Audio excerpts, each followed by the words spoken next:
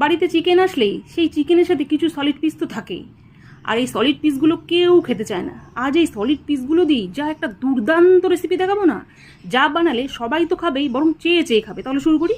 প্রথমে চিকেনের সলিড পিসগুলোকে ভালো করে ধুয়ে গ্যাসে একটা প্যান বসিয়ে সামান্য তেল দিয়ে, তেল গরম করে চিকেনের পিসগুলো দিয়ে তার সাথে সাথে একটা হাফ টমেটো, একটা পেঁয়াজকে 4 টুকরো করে দিয়ে তার সাথে কাঁচা লঙ্কা আর কয়েকটা গোটা রসুনের কোয়া দিয়ে লো হিট চাপা দিয়ে দিলাম। কিছুক্ষণ পর ঢাকা খুলে চিকেন আর সমস্ত পেঁয়াজ টমেটোকে উল্টে পাল্টে আবারও লো হিটে ঢাকা দিয়ে দিলাম।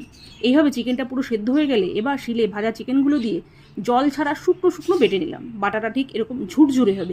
এবার ভাজা পেঁয়াজ রসুন কাঁচা লঙ্কা টমেটোকে নুন দিয়ে আধ ভাঙা করে বেটে ওই চিকেনের সাথে বেটে নিলাম। এই ফাঁকে কড়াইতে কয়েকটা শুকনো লঙ্কা ভেজে নিলাম, তার সাথে সাথে একটা পেঁয়াজ আর ধনেপাতাকে মিহি করে কুচি করে নিলাম। এবার ওই মুরগি বাটার সাথে ভাজা শুকনো লঙ্কা পেঁয়াজ কুচি ধনেপাতা কুচি দিয়ে খুব ভালোভাবে মেখে সবশেষে উপর দিয়ে কাঁচা সর্ষের তেল দিয়ে আবারও ভালোভাবে মেখে একটা বাটির মধ্যে নিয়ে উপর দিয়ে লেবু চিপে নিয়ে পরিবেশন করলেই রেডি ঝাল ঝাল মুরগি বাটা।